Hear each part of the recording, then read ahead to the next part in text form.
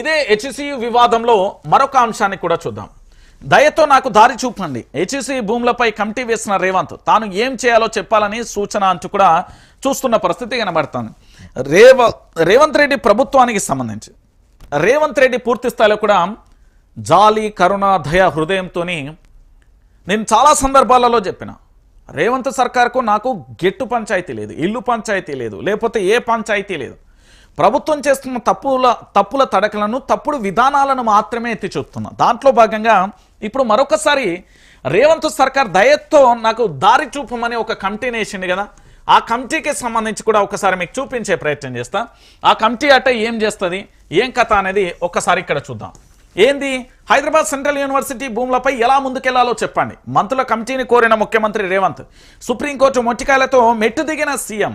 ప్రొఫెసర్లు, మేధావులతో సంప్రదింపులకు నిర్ణయం. ఇదే పని ముందు చేయలేదా, ఎందుకు చేయలేదంటూ కూడా పరిశీలకులు అడుగుతున్న ప్రశ్న. ఏం జరుగుతుంది అంటే, ఒకటి, హైదరాబాద్ సెంట్రల్ యూనివర్సిటీ భూముల ఆక్రమణలో చేతులు కాలేక ఆకులు పట్టుకున్న చిందగా రేవంత్ రెడ్డి ప్రభుత్వం తీసుకున్నదనే విమర్శలు వెల్లువెత్తుతున్నాయి. యూనివర్సిటీ భూములలో చేపడుతున్న పనులన్నింటినీ కూడా తక్షణమే నిలిపివేయాలని, తమ ఆదేశాలను ఉల్లంఘిస్తే ప్రభుత్వ ప్రధాన కార్యదర్శి వ్యక్తిగత బాధ్యులు అవుతారని అత్యున్నత ధర్మాసనం హెచ్చరించింది. ఈ నేపథ్యంలో ఇక ముందు ఏం చేయాలో కర్తబోధన చేయాలని కోరుతూ రేవంత్ రెడ్డి గురువారం పూర్తి స్థాయిలో కూడా మేఘాల మీద రాత్రి మంత్రులతో ఒక కమిటీని నియమించారు. ఈ కమిటీలో మంత్రులు బట్టి విక్రమార్క, వినండి, దుద్దిల్ల శ్రీధర్ బాబు, పొంగులేటి శ్రీనివాసరెడ్డి సభ్యులను ఎంపిక చేశారు. బట్టి విక్రమార్క గారు తెలుసు కదా, ఏం మాట్లాడిండు మొన్న, ఏదో శాటిలైట్ సంస్థకు సంబంధించి ఓ బయట ఇచ్చిండు. ఆ బయటలో నేనన్నా హెచ్సియు భూములకు సంబంధించి కోర్టు వివాదం కొనసాగుతుంది. ఆ కోర్టు వివాదంలో భాగంగా కూడా అవి యూనివర్సిటీ భూములు కావు, మాయే, వేరొకరికి కట్టబోతూ ఉంటే వాటిని కాపాడే ప్రయత్నం చేసిన అని చెప్పిండు. అయితే ఈ పొంగులేటి శ్రీనివాసరెడ్డి ఇలా సభ్యులు ఎంత అద్భుతమైన వ్యక్తులు ఉన్నారు అనేది కూడా మీరు చూడాలి. పొంగులేటి శ్రీనివాసరెడ్డి ఆ పార్టీకి సంబంధించిన ఎమ్మెల్యే అనిరుద్ రెడ్డి, దాంతోపాటు 10 మంది ఎమ్మెల్యేలు కలిసి పూర్తి స్థాయిలో కూడా ఆయనను వ్యతిరేకించిన పరిస్థితి కనబడుతుంది. ఆయన మీద ఈడీ దర్యాప్తు జరిగింది. ఈడీ దర్యాప్తు జరిగిన తర్వాత ఇప్పటి వరకు ప్రెస్ నోటు ఏ దిక్కు చూసినా కూడా కనిపించే పరిస్థితులలో లేదు. మరి ఎలాంటి సభ్యులు ఉన్నారు అని చెప్తున్నా. ఇక దుద్దిల్ల శ్రీధర్ బాబుకు సంబంధించి ఐటీ, ఇక్కడ పరిశ్రమలన్నీ పోతుంటే కూడా చూడలేని పరిస్థితులలో వీళ్ళని సభ్యులుగా ఎంపిక చేసారు. వారవ్వా, ఎంత అద్భుతం అండి ఇది. ఇక ఈ కమిటీ హైదరాబాద్ సెంట్రల్ యూనివర్సిటీ కార్యనిర్వాహక కమిటీ, జేఏసీ, పౌర సమాజ, దాంతోపాటు విద్యార్థి ప్రతినిధి బృందాలతో సంప్రదింపులు జరుగుతుంది. అసలు విషయం ఏంది, ఈ కమిటీ ఎప్పుడు వేయాలి?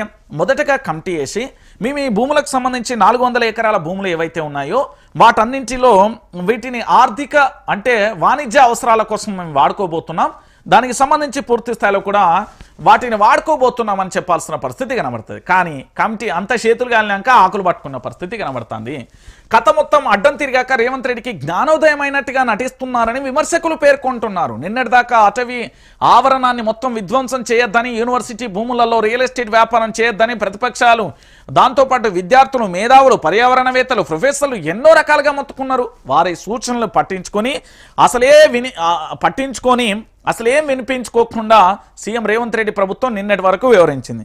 ఇప్పుడు ఎందుకు వివరిస్తున్నది అంటే, సుప్రీంకోర్టు మొట్టికాయల నేపథ్యంలో కూడా మెట్టు దిగినట్టుగా ఏంది అంటే విమర్శలు వస్తున్నాయి. ఇక సుప్రీంకోర్టు ఎట్లా రచ్చరచ్చ చేసిన పరిస్థితి కనబడుతుంది. సో దయతో నాకు దారి చూపండి అంటే మనందరం కూడా ఒకటే దారి చూపుదాం, ఏంది, రాజీనామా దారి. దీనికి పరిష్కారం రాజీనామానే దారి అండి. ఈయనకు దయతో మనం దారి చూపాలంటే పూర్తి స్థాయిలో కూడా రాజీనామా చేయాలని. ఎందుకు రాజీనామా చేయాలంటే ఇది కరెక్ట్ అంశం.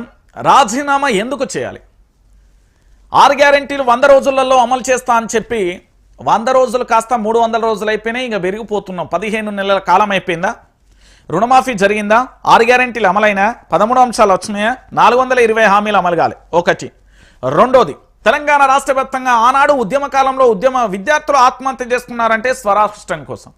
ఈరోజు 400 మంది రైతులు ఆత్మహత్య చేసుకున్నారంటే ఎవరి కోసం? నెంబర్ 2.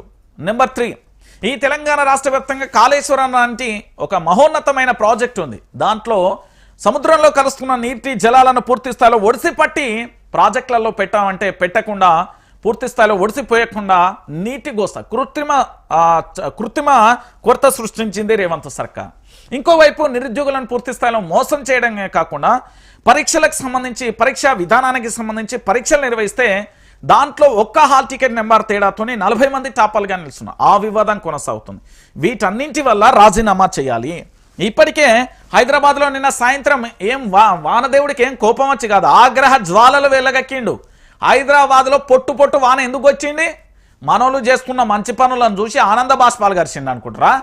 ఈ దుర్మార్గమైన పాలన, ఈ నీచ పాలన, ఈ నికృష్టమైన పాలన ఇక వద్దురానైనా నీ పాలన ఉంటే హైదరాబాద్ కాదు తెలంగాణ రాష్ట్రాన్ని కూడా ఆంబుక్క చేసేటట్టున్నో ఇక వద్దు వీళ్ళ కథ అని ప్రకృతి కూడా పూర్తి స్థాయిలో శపించడంతో పాటు నిన్న సుప్రీంకోర్టు స్టే ఇవ్వడంతో పాటు రిలాక్స్ అయిపోయింది. ఎందుకంటే వాతావరణానికి కూడా సృష్టికి కూడా కోపం తెప్పించిండు మన ముఖ్యమంత్రి. అంతకు మించి ఇంకా చెప్పాల్సిన అవసరం లేని పరిస్థితి కనబడుతుంది. మీ అందరికీ తెలిసిన విషయమే కదా ఈ పంచాయతీ ఎంత తారాస్థాయికి చేరింది అనేది.